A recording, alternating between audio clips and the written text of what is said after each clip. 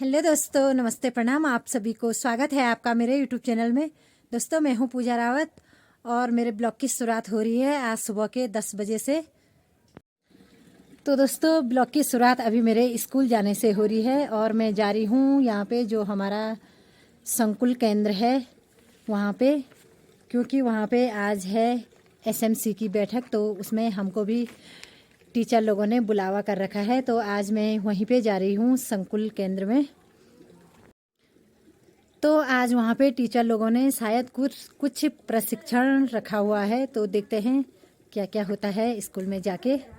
तो चलते हैं हम संकुल की ओर।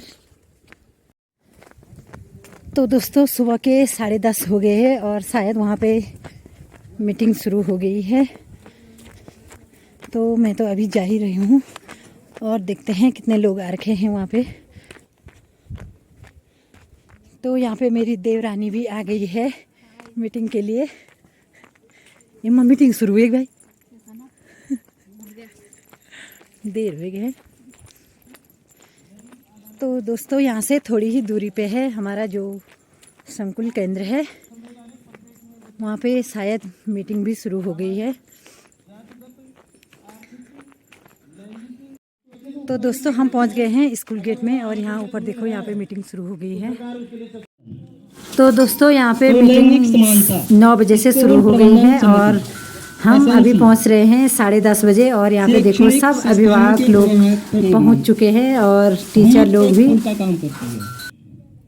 लैंगिक समानता मौलिक मानव अधिकार और सतत विकास की आधारशिला है, जो कि शैक्षिक संस्थानों के भीतर लैंगिक समानता को बढ़ावा देना एक समावेशी वातावरण का निर्माण करती है। के प्रांगण में हमारे बीच संकुल समन्वयक आदरणीय बैरवाण जी, हमारे सभी विद्वान शिक्षक साथी, विशेष शिक्षिका बहनें और विद्यालय प्रबंधन कमेटी की सभी सदस्य बहनें और सभी मेरे साथी, आप सभी को मेरा प्रणाम और सामुदायिक सहभागिता प्रशिक्षण द्वितीय दिवस में आपका हार्दिक स्वागत एवं अभिनंदन करता हूं। आदरणीय बैरवाण जी ने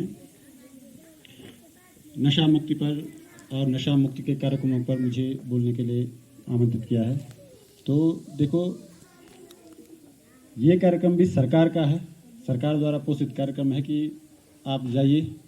हम तो सरकारी लोग हैं, सरकार के नुमाइंदे हैं और हमको सरकार द्वारा नहीं ये कहा है कि आप जाइए और जो है नशा के बारे में, नशा मुक्ति के बारे में लोगों को बताकर आइए, गांव में बताइए। विद्यालय में भी तमाम प्रकार के कार्यक्रम चलते रहते हैं।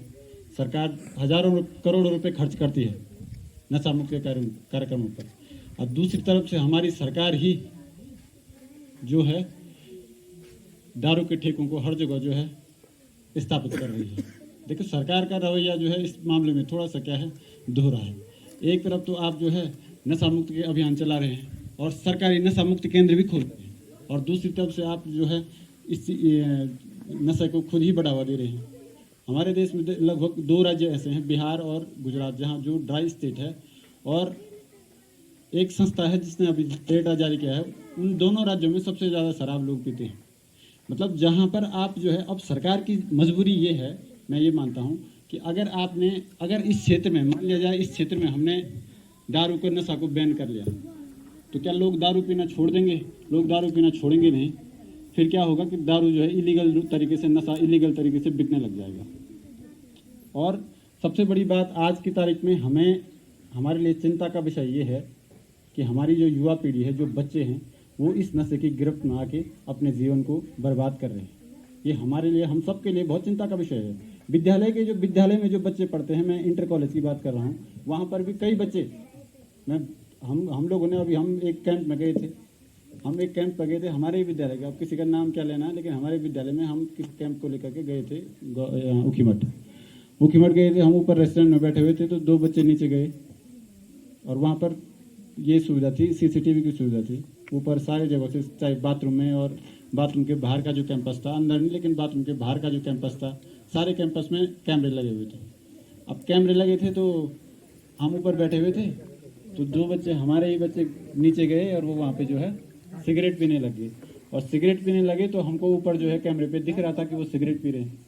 तो हम नीचे गए और हम उनको समझाया थोड़ा सा, ऊपर आए हो तो समझा। अब देखिए छोटे छोटे बच्चे कितने साल के, 16-17 साल का बच्चा अगर सिगरेट पी रहा है, और मैं जानता हूँ हमारे विद्यालय में बहुत सारे बच्चों को भी जानता हूँ जो शायद पीते होंगे, अब हमारे सामने तो खैर क्या, लेकिन पीते होंगे जरूर, उनका इस तरीके से दिखता है उनका रवैया।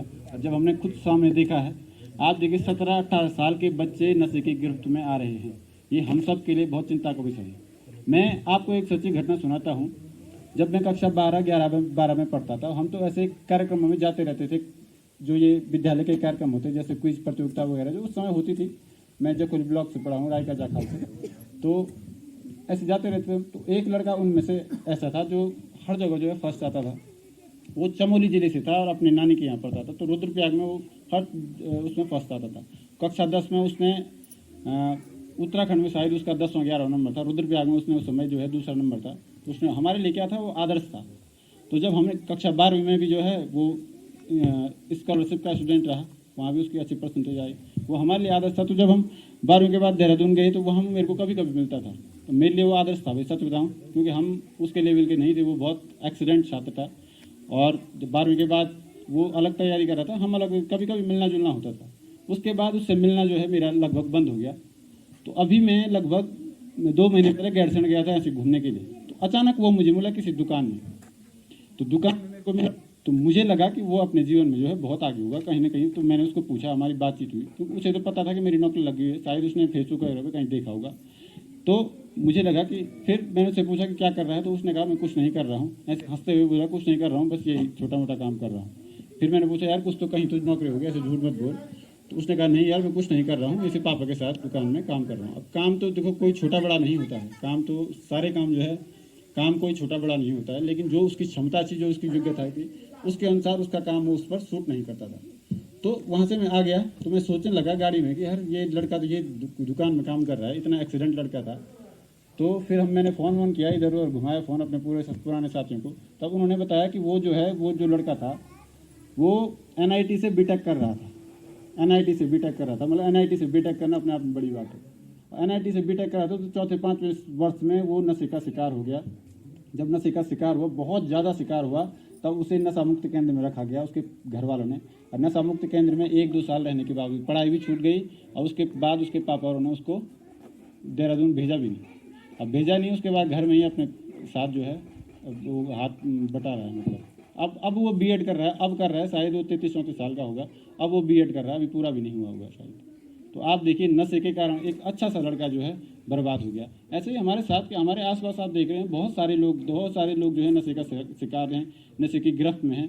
और समाज के लिए भी आप देखिए, अब जैसे कहीं दुकानों में या सार्वजनिक स्थानों पर लोग शराब पी करके आते हैं और वहाँ पर जो है इस प्रकार का जो अराजकता फैलाते हैं, जो हमारे लिए, हमारे समाज के लिए जो है उचित नहीं है।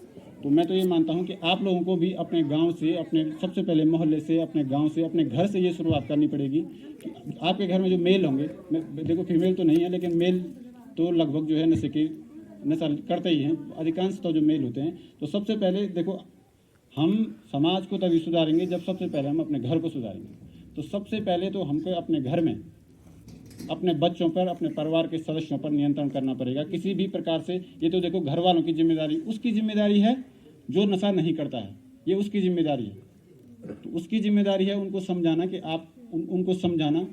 और हमारे घर परिवार में लोग पीते हैं, नशा करते हैं किसी प्रकार का। और हाँ, एक चीज़ और है, जब आप अपने बच्चों को 12वीं पास करने के बाद देहरादून में भेजेंगे या दिल्ली भेजेंगे या ऋषिकेश, श्रीनगर तक भेजेंगे, श्रीनगर तक मैं बोल रहा हूँ, क्योंकि वहाँ पर फिर वो दारू नहीं पी रहे हैं, आज की तारीख में शराब का सेवन नहीं कर रहे हैं, वो ड्रग्स का सेवन कर रहे हैं। देहरादून से ड्रग्स आती है और श्रीनगर में ड्रग्स बिक्री है। श्रीनगर में कतिपय बच्चे जो है ड्रग्स का शिकार हो चुके हैं और अपना जीवन बर्बाद कर रहे हैं। अगस्तूनी तक में लोग जो है, आप सर बोल रहे हैं, जब अगस्तूनी तक में ड्रग्स, वो ड्रग्स कहाँ से आ रही है? देहरादून से आ रही है। बहुत आसान, ये एक बड़ा गिरोह है, बहुत बड़ा गिरोह है।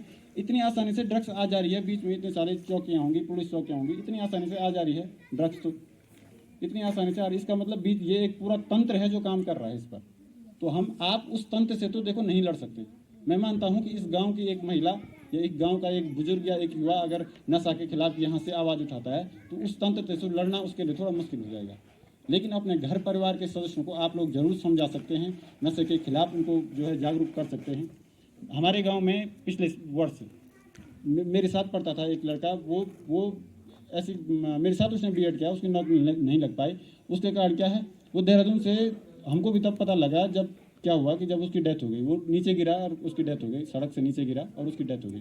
तब उसका फ़ोन जब देखा तो उसके फ़ोन में हमने जब नंबर देखे तो सारे किसके नंबर थे, जो ड्रग्स के डीलर थे, उनको फ़ोन लगाया तो वो ड्रग्स की बात कर रहे थे। इसका मतलब वो ड्रग्स लेता था गाँव में बैठ करके, 2-3 साल से गाँव में था। तो ड्रग्स गाँव में कहाँ से आ रही थी, तो गांव में वो ड्रग्स ये हिमगिरी आती हैं जो विश्वनाथ सेवा हैं, वो उसमें भेजते हैं वो लोग। अब वो लेता था, वहाँ पैसे भी उनको गूगल पे जैसे करता था। तो आप देखिए, हमको पता ही नहीं है, आपको और हमको पता ही नहीं है। और आपके गांव तक शराब तो बहुत आसानी से मिल जाती है। शराब तो देखो यहीं गांव में ही 50 जगह मिल जाएगी आपको ब्लैक में मिल जाएगी, अगर सुने जाने की आवश्यकता नहीं पड़ेगी। लेकिन ड्रग्स जैसा एक ऐसा पदार्थ जो है, जो शरीर को जो है बहुत नुकसान पहुंचाता है, उसके लिए मान के चलो कि जो ड्रग्स को ले रहा होगा वो तो पूरा अपना उसका जीवन पूरा स्वास्थ्य से लेकर मानसिक रूप से लेकर पूर्ण रूप से शारीरिक रूप से लेकर पूर्ण रूप से बर्बाद है। तो आपको पता ही नहीं है और ड्रग्स आपके गांव तक पहुंचती और आपको पता ही नहीं है। इस तंत्र से तो देखो, आप लड़ना हमारे लिए बहुत मुश्किल हो जाएगा इस तंत्र से लड़ना, क्योंकि इस तंत्र के जो ऊपर बैठे हुए लोग हैं वो बहुत पावरफुल लोग हैं, उनसे लड़ना हम लोगों के बस की बात नहीं है। या तो एक बड़ा आंदोलन खड़ा करना पड़ेगा। लेकिन आपको जो अभी बच्चे हैं, बच्चियां हैं, आप उनको अभी देखो, सबकी इच्छा होती है कि हम अपने बच्चों को पढ़ाएंगे, उनको अच्छा भविष्य उनका बनाएंगे, उनको पढ़ने के लिए अच्छी सुविधाएं देंगे।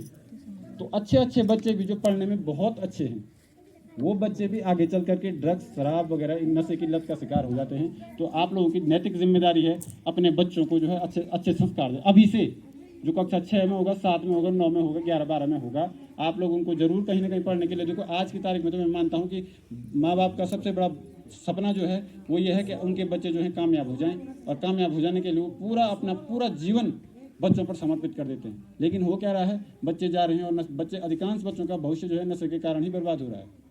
तो मैं ये मानता हूँ, मैं आप लोगों से ये। तो दोस्तों, स्कूल से हम वैसे 2:30 बजे घर आ गए थे, लेकिन उसके बाद मैं ब्लॉग नहीं बना पाई हूँ क्योंकि घर में भी बहुत सारा काम था।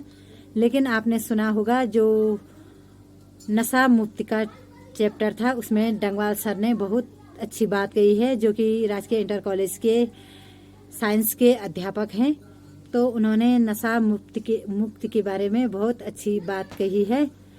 तो सब जो ये नई पीढ़ी है वो डंगवाल सर की बातों को ध्यान में रखते हुए ये प्रेरणा ले सकते हैं। तो दोस्तों, आज के ब्लॉग को इतना ही रखती हूँ। मिलते हैं कल नए ब्लॉग में, तब तक के लिए बाय बाय।